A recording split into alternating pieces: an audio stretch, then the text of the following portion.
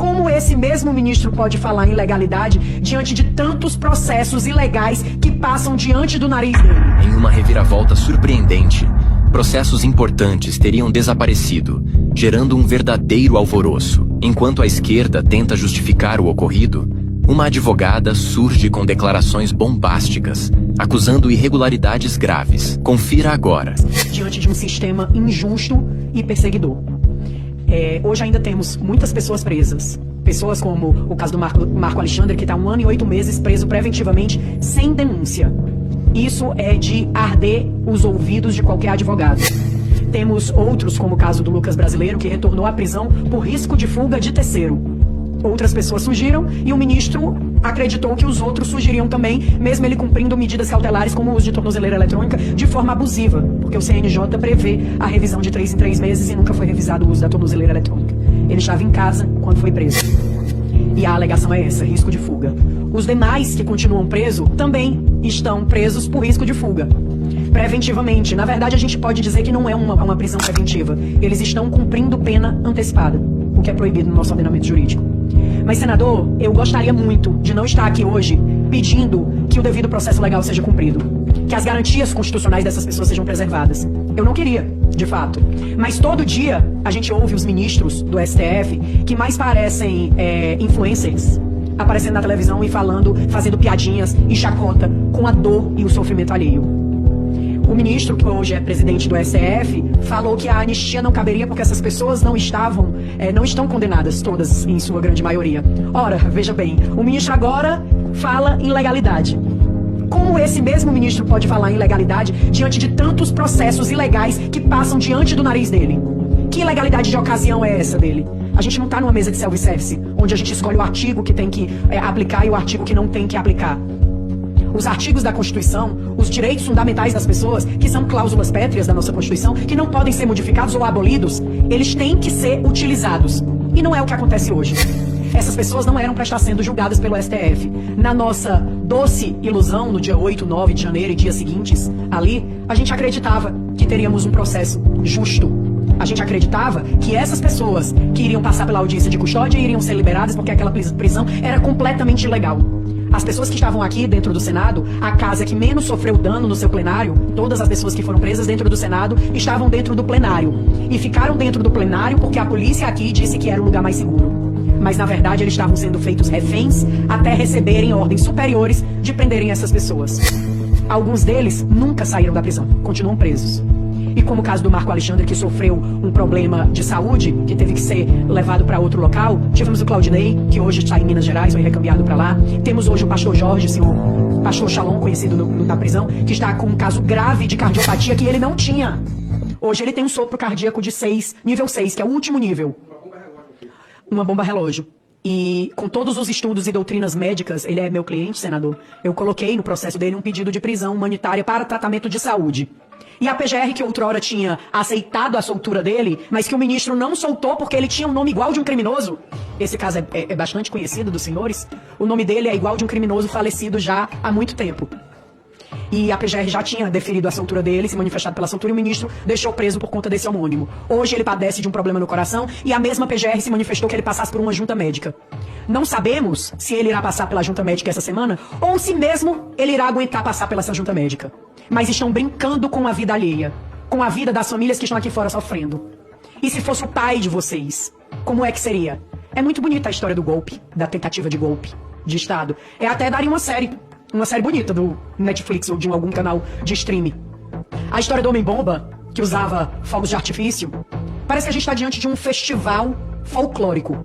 Um golpe sem armas, pessoas sem poder de dar o golpe, ninguém para assumir aquele poder quando o golpe fosse dado, pessoas que esperaram a polícia chegar, grandes criminosos que esperam a polícia chegar. Diferente daqueles que essa justiça, que se diz justiça, não foi capaz de ir atrás, que foram os que escalaram os prédios do Congresso. Só temos uma pessoa presa que a gente tem imagens de fato, que é aquele rapaz do relógio, que por sinal a Polícia Federal colocou as imagens, eu até agradeço por isso, depois de mais de um ano, colocou as imagens, e aquele cidadão lá, ele passa por todas as casas. 2 minutos depois dos manifestantes chegarem na frente do Congresso, aquele cidadão já estava dentro da sala das lideranças, tocando fogo na sala das lideranças. E eu questiono a quem não conhece e quem está assistindo em casa, que não conhece o Congresso. Alguém de vocês sabe onde é a sala da liderança aqui no Congresso? Porque ela não é exposta para todo mundo. Então só sabe quem conhece. O que é que esse homem 2 minutos depois estava fazendo lá tocando fogo? Sozinho. Posteriormente ele estava na Praça dos Três Poderes jogando pedra na polícia. Depois ele estava dentro do Palácio do Planalto derrubando o relógio. O mesmo homem. Um homem foi capaz de danificar a Praça dos Três Poderes. Ele está preso, mas também justifica uma condenação de 17 anos. Quebrar vidraça é tentativa de golpe de Estado? Se for, eu desconheço tudo que eu estudei sobre golpe. Sobre os golpes que foram dados nesse país. Talvez um dia a gente tenha o prazer de ouvir essa história sendo contada de forma diferente. Porque na realidade o golpe quem levou fomos nós. Porque hoje, eu disse até em outra oportunidade aqui, senador, quando a gente tem... O golpe de Estado é muito simples. Um poder ele se sobrepõe a todos os outros e alguém usurpa daquele poder legitimamente eleito, como o ministro Alexandre de Moraes adora colocar nas peças dele. Um governo democraticamente eleito pela população. Mas o ministro Alexandre de Moraes não diz que ele que está usurpando esse poder. Porque ele pega tudo que é votado dentro dessas duas casas, dentro do Senado e dentro da Câmara. E eles lá no STF, em uma decisão, em uma canetada, derrubam o que foi votado. Derruba praticamente o parlamento. Isso sim é golpe de Estado. Mas ninguém fala nada. Por quê? Porque em sua maioria estão sendo favorecidos. Os únicos que falam são os opositores que estão sofrendo na pele a perseguição. Falaram tanto do governo passado, que era perseguidor, que era isso, que era aquilo, mas como o próprio senador Flávio falou em outra ocasião, me apresente pelo menos uma portaria que o presidente Bolsonaro tenha feito cerceando o direito de alguém. Me apresente um ministro do Supremo que prendeu uma pessoa sem o devido processo legal. Me apresente a imprensa acusando pessoas de terrorismo quando era um crime que nem característica tem para terrorismo. Essas pessoas, elas hoje levam uma mancha nos seus nomes. Pessoas, inclusive, que tiveram fotos postadas pela grande mídia. Homens e mulheres honradas que tiveram fotos em jornais como terroristas. Em uma página esquematizada por esse controle, onde a página dizia contra-golpe e trazia a foto das pessoas que se manifestavam. A manifestação, ela quando é de forma pacífica, ela é permitida pela nossa Constituição. Mas eu retorno ao meu início. Essa Constituição, por esses ministros, está sendo escolhidos os artigos que podem ser usados e os que não podem. Os artigos que eles querem, que eles se afeiçoam. E aí a gente vê essas aberrações acontecer com essas pessoas. Mas é muito bonito dizer que estamos defendendo a democracia e dar discurso, como a gente ouviu do ministro Alexandre de Moraes essa semana, queriam explodir o STF com fogos de artifício. Só acredita quem não lê. Ou quem só lê a chamada, né? Que isso a gente costuma ver muito nas redes sociais. O povo só lê a chamada da matéria e não lê o que é que tem ali. A pessoa com fogos de artifício, um rojão na mão, ela teria a capacidade de explodir o STF? Será? Ou explodir qualquer prédio que seja? Será que isso aconteceria? Mas o mais hilário desse novo episódio da série 8 de janeiro, além da história do deputado Gaia, que supostamente iria financiar um golpe de Estado quando ele não era nem deputado. Então, assim, a gente viu golpe de Estado sem arma, a gente viu financiamento com dinheiro público que ainda não tinha dinheiro público, então era um financiamento fiado. Financiamento de golpe fiado, é a nova modalidade. Golpe com bala de gude e agora explosão de prédio público com fogos de artifício.